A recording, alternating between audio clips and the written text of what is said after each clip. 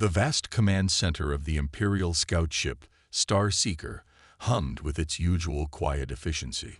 Captain James Miller of Earth had no idea that his routine cargo mission to the lunar base would trigger the biggest war in galactic history.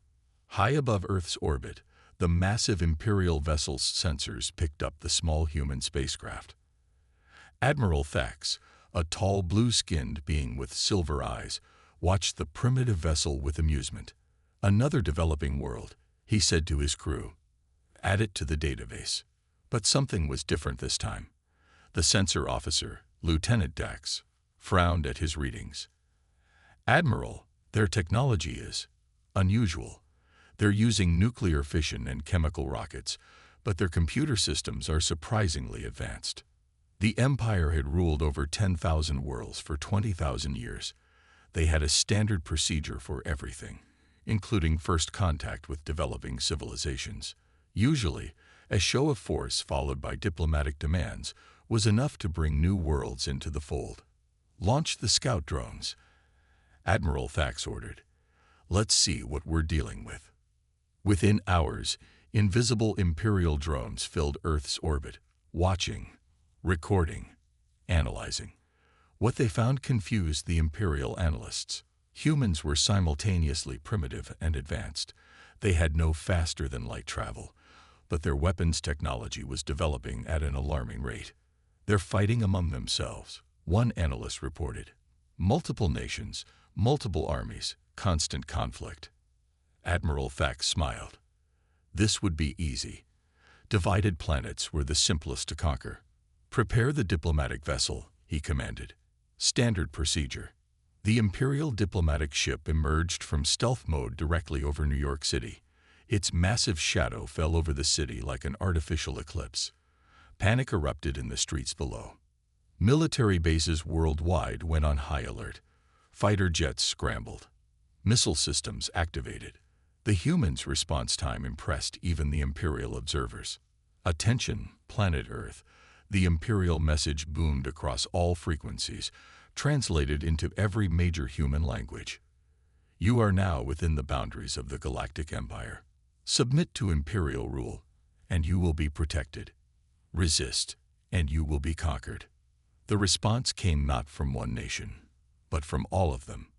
In an unprecedented move, Earth's countries unified within hours. The United Earth Defense Council was formed in an emergency session. "We reject your demand," came the joint reply from Earth. "This planet is our home. We will defend it." Admiral Thax couldn't believe the response. No developing world had ever rejected the Empire's first demand. He ordered a small show of force, a standard tactic that usually ended resistance before it began. An Imperial fighter destroyed an abandoned space station with a single shot. The demonstration was meant to frighten Earth into submission. Instead, the humans launched a counterattack. What happened next would be recorded in Imperial history as the first warning sign they should have heeded. A barrage of seemingly primitive missiles approached the Imperial fighter. The pilot, relying on advanced shields, didn't bother to evade. That was a mistake. The primitive missiles carried electromagnetic pulse warheads. The Imperial fighter's shields, designed to stop energy weapons and physical impacts, did nothing against the EMP burst. The fighter's systems crashed, and it tumbled toward Earth's atmosphere. "Impossible," Admiral Thax whispered, watching the fighter burn up in re-entry. "They shouldn't have been able to." Before he could finish his thought, his sensors detected multiple launches from Earth's surface. Hundreds of missiles, carrying a mix of nuclear and conventional warheads, streaked toward his ship. "Full retreat," he ordered. "Send word to Imperial Command. These humans, they're different." As the Imperial ships vanished into faster-than-light travel, Earth's military leaders gathered in an underground bunker. They knew this was just the beginning. General Thompson, looking at the data from the briefing counter, spoke what everyone was thinking. "They'll be back. And next time, they'll come with a real fleet." "Then we'll be ready," Admiral Chen replied, studying the sensor readings from the destroyed Imperial fighter. "They're advanced, but not invincible. We can hurt them. And now we know how. As the meeting continued, no one in that room could have predicted how right they were about the coming war, or how wrong the Empire was to think that humanity would be an easy conquest. The first shots had been fired. The war between humanity and the Galactic Empire was about to begin.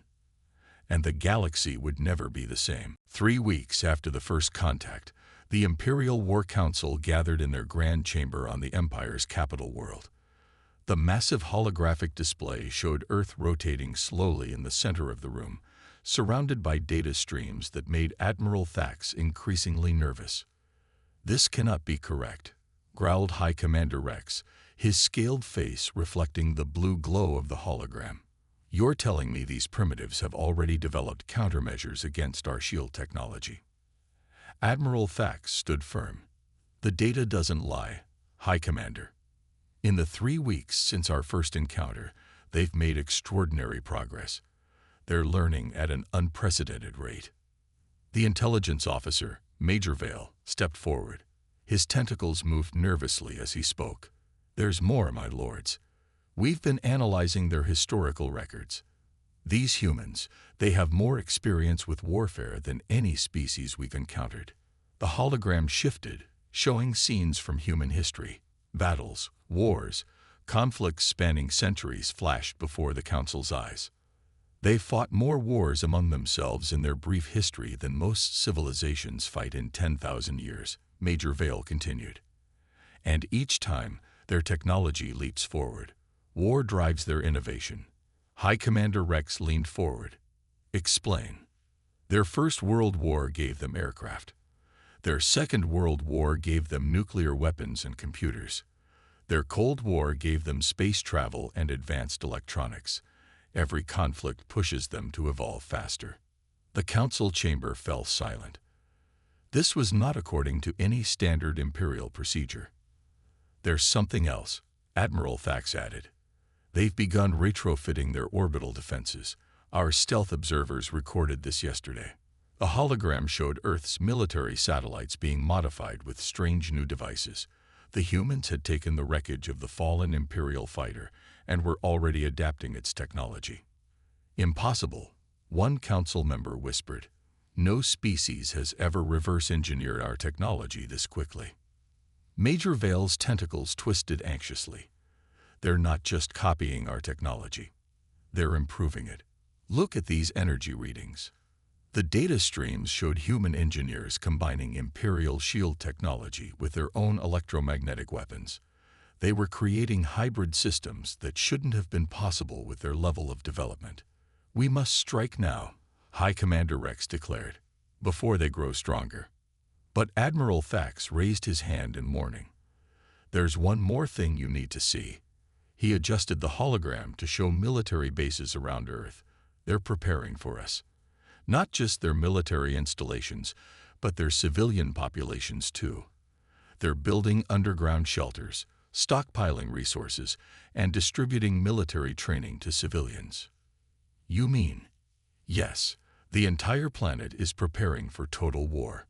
Not just their armies. Every human seems ready to fight."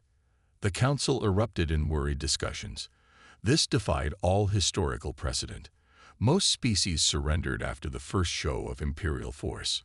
Those who resisted usually fell within days of a proper military response. But these humans were different. They weren't afraid. They were getting ready. "Our psychological analysis is also concerning," Major Vale added. "Humans have a unique characteristic. They become more unified when faced with external threats. Our arrival has done something unprecedented. It has united their entire species." The hologram showed news broadcasts from Earth, former enemy nations sharing military technology, rival powers coordinating defense strategies, global cooperation on a scale never seen before in human history. High Commander Rex stood up, his decision made. "Prepare the 7th Fleet. We will show these humans the true might of the Empire." But Admiral Thax wasn't so confident. He remembered the look in the human's eyes during first contact. It wasn't fear he had seen. It was determination. As the council session ended, he approached Major Vale privately. "What's your actual assessment of our chances?" The intelligence officer's tentacles went still, a sign of deep concern. "Sir, in all my years studying alien civilizations, I've never seen anything like humans. They don't think like us. They don't fight like us. And most worryingly," he paused, checking that no one else could hear, "they seem to enjoy proving others wrong when they're underestimated." Admiral Fax looked back at the hologram of Earth, still rotating peacefully in the chamber. Soon, the Seventh Fleet would arrive there, expecting an easy victory. He had a feeling they were all about to learn a very hard lesson about humanity. The Seventh Fleet of the Galactic Empire emerged from hyperspace near Mars, their massive ships casting long shadows across the red planet. 5,000 warships, the pride of imperial might, formed up for what they expected to be a swift conquest of Earth. Fleet Commander Vex stood on his bridge, watching the blue planet in the distance. "Launch the first wave," he ordered. Standard attack pattern. 1,000 Imperial fighters streaked toward Earth, their energy weapons charging. Behind them, larger assault ships moved into position. The humans had only known about space warfare for 3 weeks. How could they possibly resist? The answer came in the form of clouds of what appeared to be space debris. "Sir," an Imperial officer called out, "the humans are ejecting trash into space." Commander Vex squinted at his displays. Thousands of small objects were spreading out from Earth's orbit, seeming to move randomly. "Ignore them," he ordered. "Press the attack." That was when the debris changed course. They weren't trash. They were mines. Incredibly simple devices made from Imperial shield technology stolen from the crashed fighter, combined with human nuclear weapons. And they were all around the Imperial formation. The explosions started at the edges of the fighter screen.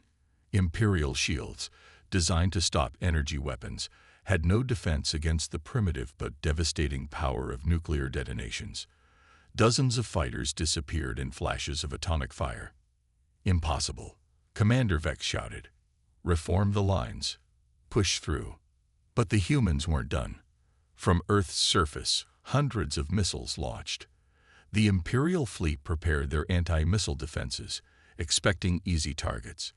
Instead, the missiles split apart mid-flight, releasing thousands of tiny projectiles.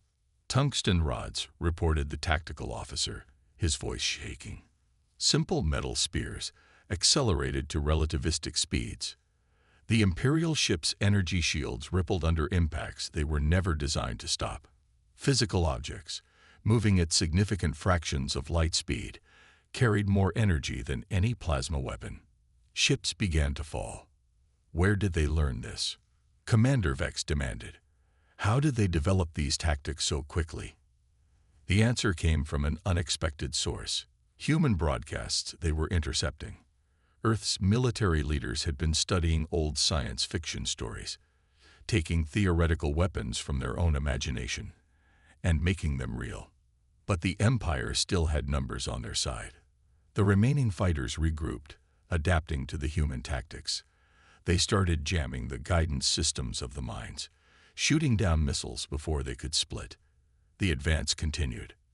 Then the humans revealed their third surprise: hidden bases on Mars, built in the 3 weeks since first contact, launched their own attack. Small, agile human fighters, crafted from a mix of Imperial and Earth technology, struck the Imperial fleet from behind. These hybrid fighters were ugly, crude things, but they worked. They combined Imperial shield technology with human weapons, creating vessels that could survive in space while delivering devastating kinetic strikes. "They're using our own technology against us," the tactical officer reported, "but they're using it in ways we never considered." Commander Vex watched in horror as his carefully organized formation fell into chaos. Imperial ships, designed for elegant energy weapon duels, found themselves in a brawl with an enemy that didn't fight by any rules they understood. "Fall back," he ordered.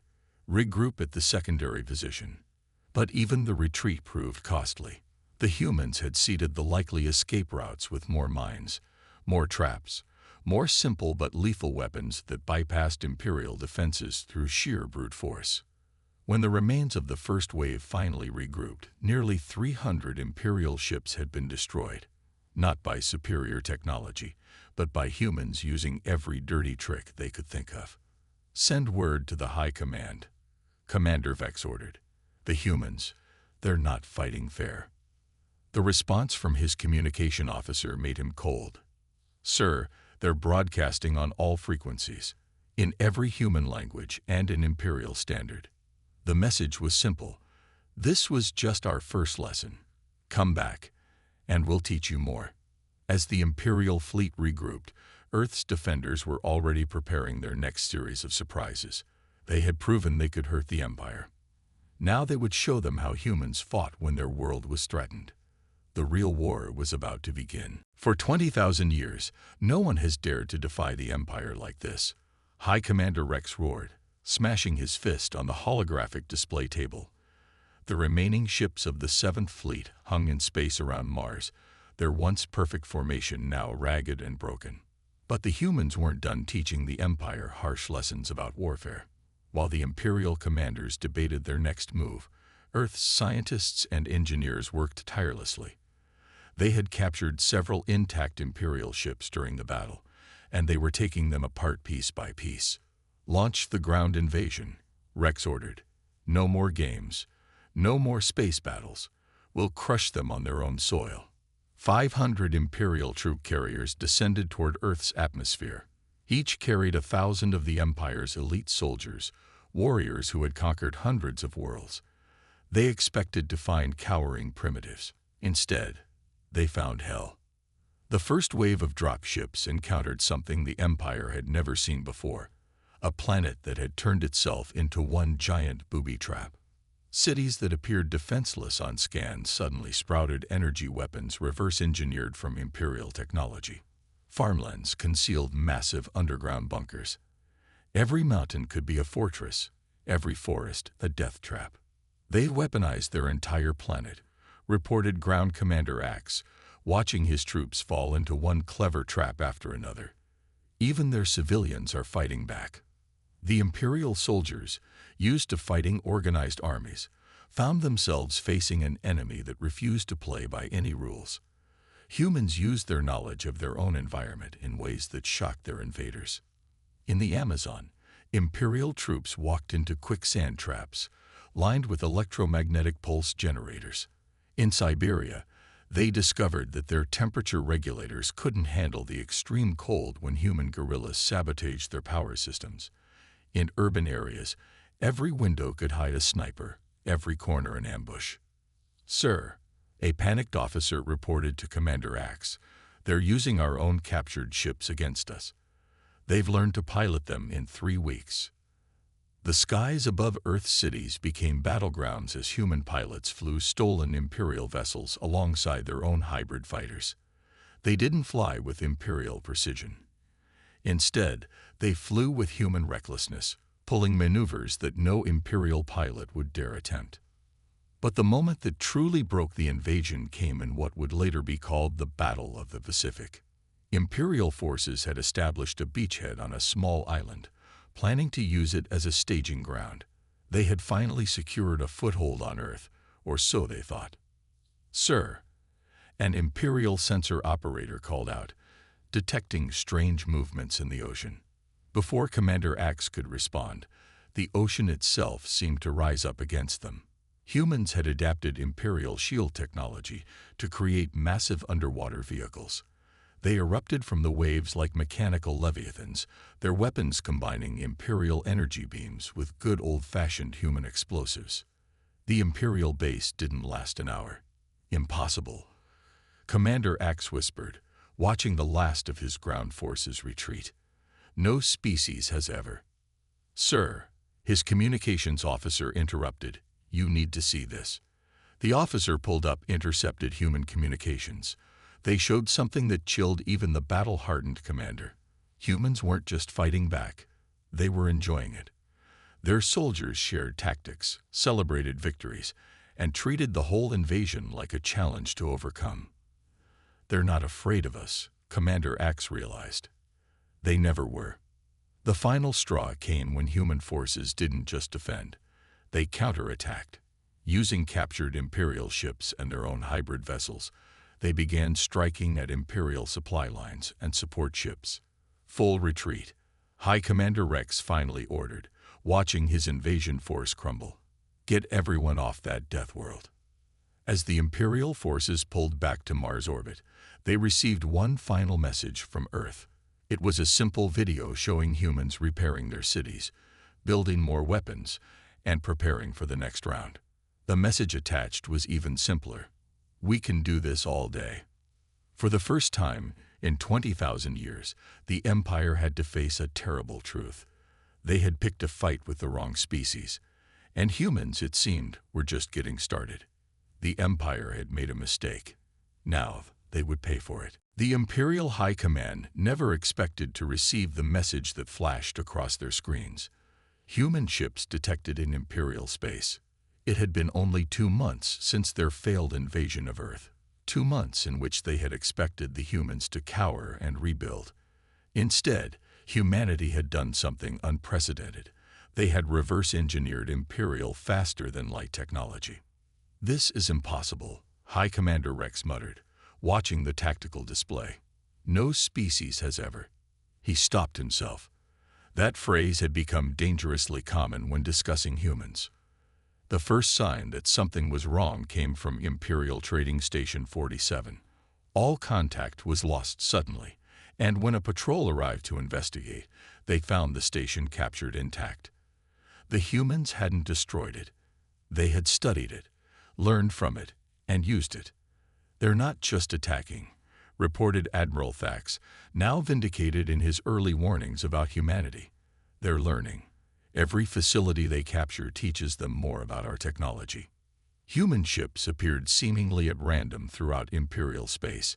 They didn't fight like Imperial vessels, didn't follow standard tactics. Each ship acted independently, choosing its own targets, developing its own strategies. Sir, a junior officer reported, we've intercepted their communications. They're calling this Operation Hornet's Nest. The name was appropriate. Like angry insects, human ships struck suddenly, painfully, and vanished before the Empire could respond. Their hybrid vessels, ugly but effective combinations of Imperial and Earth technology, proved surprisingly difficult to track. The Empire's response was predictable. They sent their largest fleet yet to crush the human attacks. But that was exactly what Earth had planned for. When the Imperial fleet gathered for their counterattack, they found themselves facing a new human weapon. The humans had taken the Empire's own faster-than-light drive technology and turned it into a weapon. They called it the FTL Ram. Unmanned ships, loaded with fusion bombs, would accelerate to faster-than-light speeds and then drop back to normal space inside Imperial formations. The results were devastating. They're not just using our technology, Admiral Thax observed. They're breaking it down, understanding it, and finding ways to use it that we never imagined. The Empire's carefully organized military structure began to show cracks. Their standardized responses, perfected over 20,000 years, proved useless against an enemy that kept changing tactics. But the true masterstroke of humanity's counterattack wasn't military, it was psychological. Sir, reported Major Vale, his tentacles twitching anxiously, the humans are broadcasting their victories throughout Imperial space. They're showing other species that we can be beaten. The effects were immediate. Long-subjugated races began to watch the humans with interest. Some even began secretly helping them, providing intelligence about Imperial movements and defenses. In the shipyards of Earth, new vessels were being launched daily. Each incorporated lessons learned from captured Imperial technology, combined with humanity's own innovative approaches to warfare. They're not trying to match our technology, Admiral Thax explained to the High Command. They're adapting it, improving it, making it work better for their style of warfare. The humans had even found ways to improve Imperial shield technology. Their engineers, unconstrained by 20,000 years of tradition, approached problems from angles the Empire had never considered. "Sir," a tactical officer reported, "we're detecting something new. The humans are deploying some kind of space stations." They weren't stations, they were factories. Humanity had launched mobile manufacturing platforms that could produce their hybrid weapons and ships anywhere in space. They were bringing their industrial revolution to the stars. The Empire, for the first time in its history, found itself on the defensive. Their carefully maintained borders began to crumble as human ships appeared in system after system, spreading their message of resistance. High Commander Rex, watching another Imperial fleet retreat from a human attack, finally spoke the words no Imperial officer had ever said. "We need to consider negotiating." The humans had done more than just fight back. They had changed the rules of space warfare forever. And they were just getting started. As Earth's fleets pushed deeper into Imperial space, one thing became clear. Humanity wasn't fighting for conquest. They were fighting to show the galaxy that the Empire wasn't invincible. And they were succeeding. The Imperial Palace shook as protesters filled the streets of the capital world. For the first time in 20,000 years, citizens of the Empire were openly questioning their rulers. Inside the palace, the Imperial Council watched in horror as reports flooded in from across their territory. The human counterattack had done more than just defeat Imperial forces. It had shattered the myth of Imperial invincibility. "The Centauri systems have declared independence," reported a breathless messenger. "They're using human weapons and tactics." High Commander Rex, his scales now dull with stress, watched the holographic displays showing the Empire crumbling. How did it come to this? The answer came in the form of yet another human broadcast, intercepted and played throughout Imperial space. It showed Earth's ships helping a rebel world drive out Imperial forces, then sharing their hybrid technology with the locals. "This isn't just a war anymore," Admiral Thax observed. "The humans are starting a revolution." The Empire's response was predictable. They tried to crush the rebellions with overwhelming force, but the rebels had learned from watching the humans. They didn't fight like Imperial forces expected.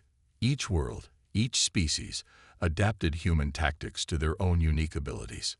"Sir," Major Vale reported, his tentacles now permanently twisted with anxiety, "we're detecting unusual activity in the Orient sector." The tactical display showed something unprecedented. Ships from different rebel worlds were gathering together. The humans had done something the Empire had spent 20,000 years preventing. They had united the conquered species. "They're calling it the Free Systems Alliance," Major Vale continued. "The humans are teaching them everything. Tactics, technology, even their ideas about freedom and self-governance." In Imperial shipyards, workers began sabotaging their own vessels. On countless worlds, Imperial governors faced populations that no longer feared them. The Empire's grip, maintained through fear and superior technology, was slipping. But the true breaking point came from within the Imperial military itself. "Sir," a young officer addressed the Imperial Council, "our crews, they're starting to question our orders." The Empire's military had always operated on absolute obedience, but after months of defeats by humans, after watching their superior technology fail against human innovations, the soldiers and sailors of the Empire had begun to think for themselves. Some Imperial ships began defecting, their crews inspired by human broadcasts about freedom and self-determination. Others simply refused to fight, their crews no longer believing in the Empire's inevitable victory. High Commander Rex received the final blow during an emergency council session. "The humans have broken through our last defensive line," a tactical officer reported. "But they're not advancing." Instead of pressing their advantage, the human fleets had stopped. They were broadcasting a message on all frequencies, in all languages of the Empire. "We don't want to destroy you. We just want you to leave everyone alone." The council chamber erupted in argument. Some demanded fighting to the last ship, others suggested immediate surrender. But Admiral Thax, who had first warned them about underestimating humans, offered a different perspective. "The humans don't think like us," he said. "They don't want to rule the galaxy. They just want to make sure no one else does either." As if to prove his point, intercepted communications showed human ships helping newly freed worlds set up their own defenses, teaching them to protect themselves rather than making them dependent on Earth. The Empire had finally met something it couldn't handle, not just defeat, but irrelevance. Their carefully maintained system of control was being replaced by something new, something that emphasized independence and cooperation rather than submission.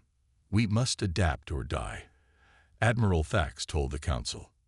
"The humans have changed everything. We can either change with them or be swept aside by history."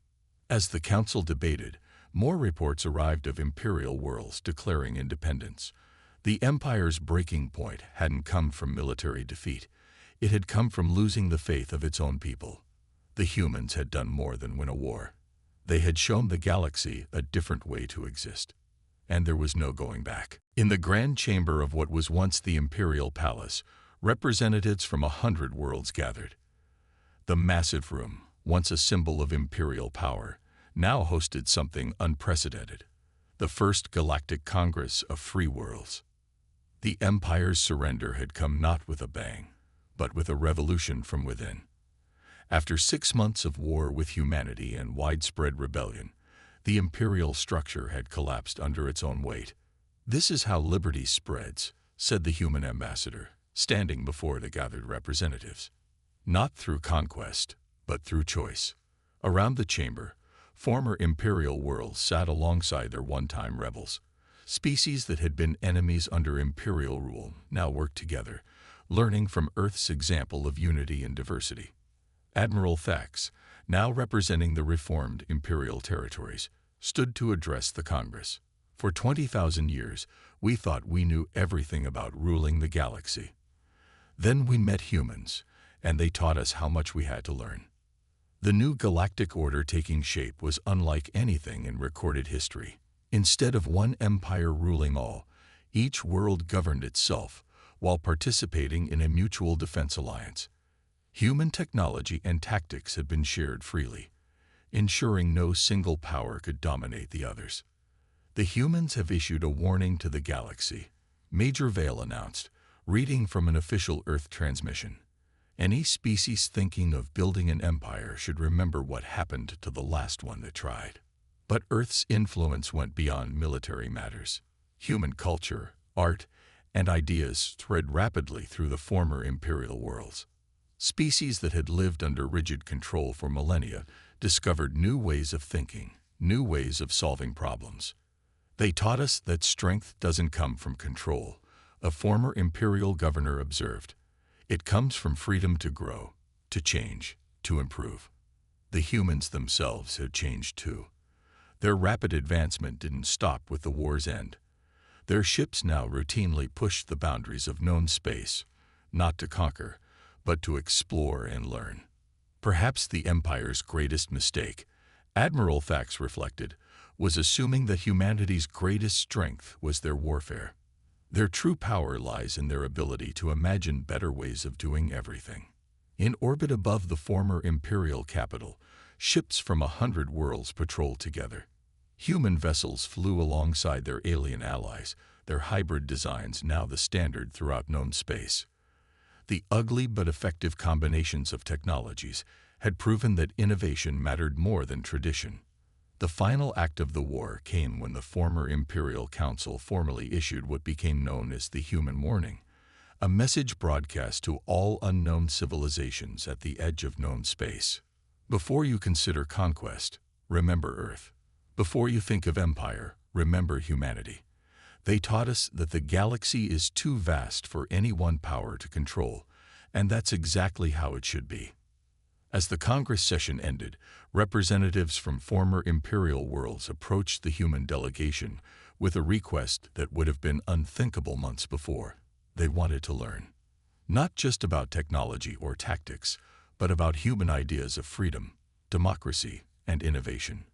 The great irony, the human ambassador told them, is that everything we use to defeat the Empire, we learned from our own history of fighting ourselves. We turned our greatest weakness into our greatest strength. The galaxy was entering a new age.